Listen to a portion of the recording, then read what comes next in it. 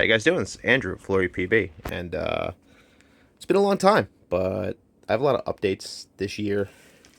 Particularly went strange, but this is normally my end of year recap, and let's just do that part first.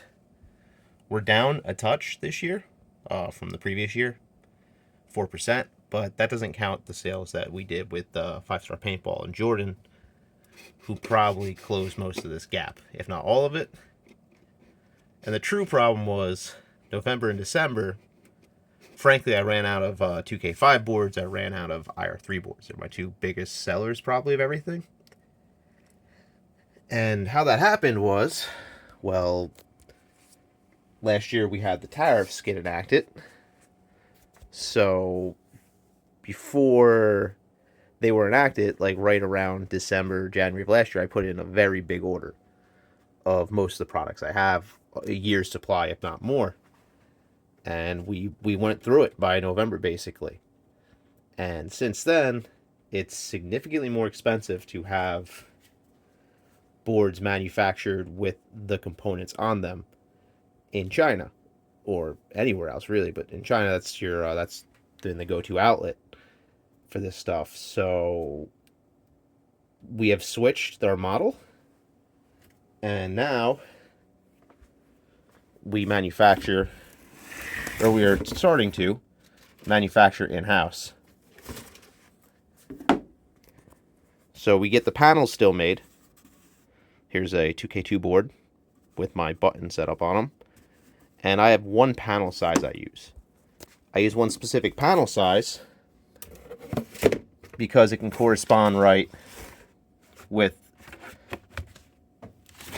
the subsequent stencils needed to paste the panel. So I have all the stencils here, I have all the panels here. Most of the panels that I have panels for most of my products. I'm getting products out again, thankfully, this year. Catching up on 2K5 boards and IR3 boards and stuff like that is a to-do. A big to-do, but we're starting to get to a point. I got to make 2K2 boards next. I'm waiting on chips because I'm out of chips. I have 4 right now when I'm talking here. But what I did was each panel has these 4 holes in the corner. These holes are 1/4 inch. They're corresponding to 4 holes in the stencil. So you can put a dowel in to line it up perfectly and get it going. I'm going to have a video on all of the parts that I'm actually building and all of the infrastructure I'm building out. But as of right now, I'm hand placing the components. I'm pasting it. So you get your panel. You put your stencil on it the right way. You get your solder paste.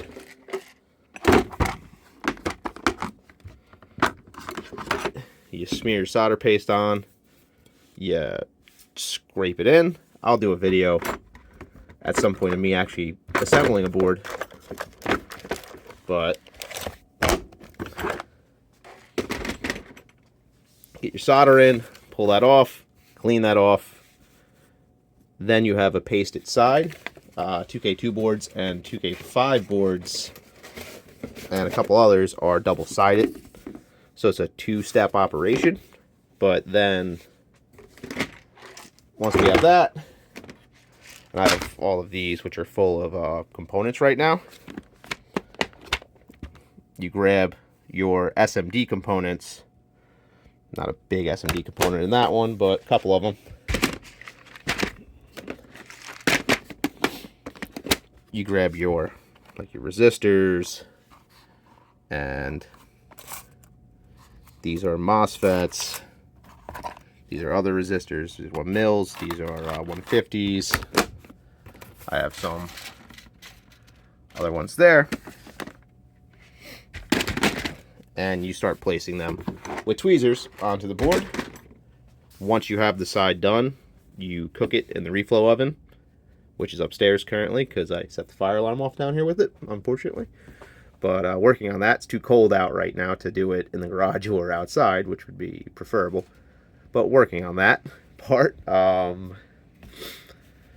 You cook it, and then if it's a 2-sided board, you bring it back down.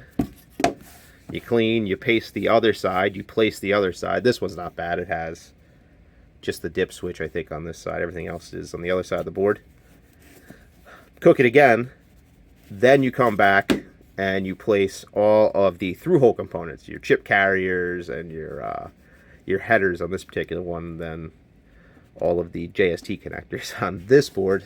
And now I'm hand soldering all that after I place all of that to manufacture a board. So like this panel is like 3 to 4 hours to make at this point. Then you can formal coat it and package it, put your chip in it, package it, all that jazz. I am working on modernizing this. This is a pick and place machine. I have a video that I'm building this out. It's kind of it's not a DIY, but it's not a plug and play system, this one. But I'm building this out. This is gonna hopefully pick at least my 0402 sized resistors and my tiny capacitors and all the stuff that's quite difficult to place by hand over and over again because there's about 30 components on a board. But this should be up and running hopefully the next couple of months after I have enough inventory of my regular stuff to start focusing again on this and not just building panels out. This should help me be more consistent and just better at placing stuff and quicker. This is a danger pot that I'm building out, which it's a solder pot, they call it. I'm switching over to PMD control on it. I got 40 pounds of solder here to go in it. That's just a bar stock of solder. And that should be a dipping process. So you just dip the board in and you can solder hopefully most, if not all, the through components. Called danger pot because, you know, you have a molten pot of solder you're dipping things into, which is not the best, but, you know, it's really beats the hand soldering because an average board is about 300 individual through hole pins to solder for a panel. Panel 6 to 9 boards, depending on what it is. I think that's 8 boards right up there. That's a G7 panel. And yeah, so I built out this workshop basically. Storage and workshop. It's a mess right now, but I built this out in the spring last year as a part of a way, knowing that I needed space to manufacture boards in-house because of how things were going. Things weren't looking good. 3D printer chaos is over here right now. These boards I'm waiting on chips, which I have these for to do.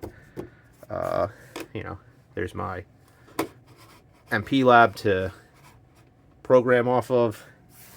My programmer. I have a little video on this guy. This is my chip straightener I put together.